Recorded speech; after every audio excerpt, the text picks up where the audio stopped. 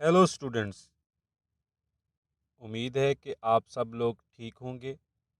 जो हमारा आज का टॉपिक है वो है Comte three stages of society development. Comte ने सोसाइटी डेवलपमेंट के हवाले से तीन स्टेजेस बयान की। उन तीन स्टेजेस में सबसे पहले हमारे पास है थियोलॉजिकल स्टेज, सेकंड हमारे पास है मेटाफिजिकल स्टेज और थर्ड हमारे पास है साइंटिफिक स्टेज। अब हम ये देखते हैं कि थियोलॉजिकल स्टेज बेसिकली क्या है। कॉम्पटन ने थियोलॉजिकल स्टेज के बारे में जब बात की तो उसमें वो ये देखता है कि ह्यूमन हिस्ट्री का जब से आगाज़ हुआ है उस स्टार्ट से लेके यूरोपियन मिडल एजेस तक मींस 1350 तक के स्टार्ट से लेके 1350 तक का जो टाइम पीरियड है इसको हम थियोलॉजिकल स्टेज कहते हैं। इस थियोलॉजिकल स्टेज में ज़्यादातर जो फोकस था लोगों का वो था मज़हब के साथ, कि हमारी सोसाइटी में जो भी चीज़ होती है उसको मज़हब के साथ रिलेट कर लिया जाता था। कि अगर कोई अर्थक्वेक आया है, कोई फ्लड आया है, कोई डिजीज़ आ गई है, लोग मरना शुरू हो गए हैं, तो उस चीज़ को कोरिलेट किया जाता था या एक स्ट्रॉन्ग एसोसिएशन बना ली जाती थी मज़हब के साथ, गॉड के साथ, कि किसी पे कोई भी मुसीबत आई है तो वो गॉड की वजह से है या गॉड उससे नाराज़ हो गया है, इस वजह से उस बंदे पे ये मुसीबत आई है। लोगों का ये कॉन्सेप्ट था थियोलॉजिकल स्टेज में। अब नेक्स्ट हम चलते हैं तो नेक्स्ट थोड़ा सा इससे एडवांस लेवल है। इसमें हम ये देखते हैं कि जो हमारे पास है मेटाफिजिकल स्टेज। मेटाफिजिकल स्टेज में लोगों ने ये कहा कि ये 15 सेंचुरी तक का है। देखे ना, पहले 1350 सेंचुरी तक था। अब ये आगे 150 सदी आगे का जो एक ट्रैवल है उसमें हम देखते हैं कि उसमें ये हुआ कि लोगों ने कहा कि जो सोसाइटी है वो एक नेचुरल प्रोडक्ट है, सुपर नेचुरल नहीं है। कि अगर यहाँ पे कोई भी इशू होता है, कोई भी मसला होता है तो हमने चीज़ों को मतलब थोड़ा सा एक उसमें लेके देखना है कि लॉजिकल थिंकिंग किस तरह से होती है।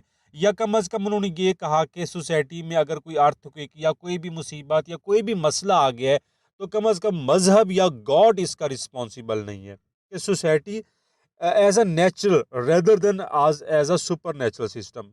इस तरह से थॉमस हॉब्स ने भी इसमें एक एग्जाम्पल दी। उसमें उन्होंने ये कहा कि जब भी हम सोसाइटी को देखते हैं कि सोसाइटी में अल्लाह ने या गॉड ने तो एक परफेक्शन दी है, लेकिन लोगों की सेल्फिश नेचर की वजह से या इस तरह की जो सिचुएशन की वजह से जो सोसाइटी के अंदर हमें गड़बड़ नज़र आती है या कोई भी इशू नज़र आता है तो बेसिकली ह्यूमन ने इसके रिस्पॉन्सिबल्स हैं, गॉड इसका रिस्पॉन्सिबल नहीं है। तो ये हमारे पास थी थियोलॉजिकल स्टेज। और थर्ड अगर हम बात करते हैं तो थर्ड में आप ये देखें कि हमारे पास है साइंटिफिक स्टेज। अब ये जो साइंटिफिक स्टेज है, ये साइंटिफिक स्टेज स्टार्ट होती है, हम ये देखते हैं कि हिस्ट्री को अगर देखते हैं तो बहुत सारे जो साइंटिस्ट थे वो आ जाते हैं। लाइक कोपरनिकस हैं, फिर इटालियन एस्ट्रोनॉमर गलीलो की बात करते हैं, यहाँ पे हम न्यूटन की बात करते हैं। तो यहाँ पे जो कॉमटे कंट्रीब्यूट कर रहे हैं वो ये कहते हैं कि जिस तरह से सोशल वर्ल्ड है और उसके पैरेलल हम देखते हैं कि फिजिकल वर्ल्ड भी चलती है। मतलब यहाँ पे फिजिक्स, केमिस्ट्री, बायोलॉजी की जब हम बात करते हैं तो एक प्रॉपर एक साइंटिफिक वे है वो कोई भी एक्सपेरिमेंट करने के लिए।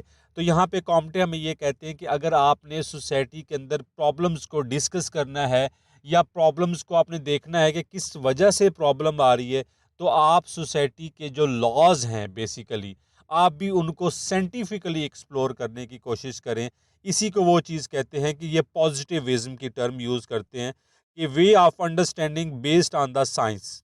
As a positivist Comte believe that society operates according to its own laws much as a physical world operates according to gravity and other laws of nature. के जिस तरह अदर लॉज ऑफ नेचर है कि सूरज अपने time पे निकलता है, अपने टाइम पे चला जाता है, तो सोसाइटी के भी अपने कुछ लॉज हैं, आप उनको साइंटिफिकली उन लॉज को आप मैयर करते हैं। क्योंकि हम ये देखते हैं कि इनलाइटमेंट ये बेसिकली जो टाइम है ना, इनलाइटमेंट वाला इरा है।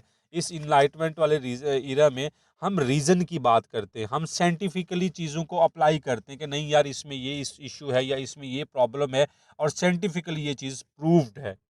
तो ये हमारा था कॉम्टे का 3 stages of society development. Hope so कि आपको ये लेक्चर अच्छा लगा होगा। आप मेरे चैनल को लाइक करें, सब्सक्राइब करें एंड शेयर करें। Thank you so much.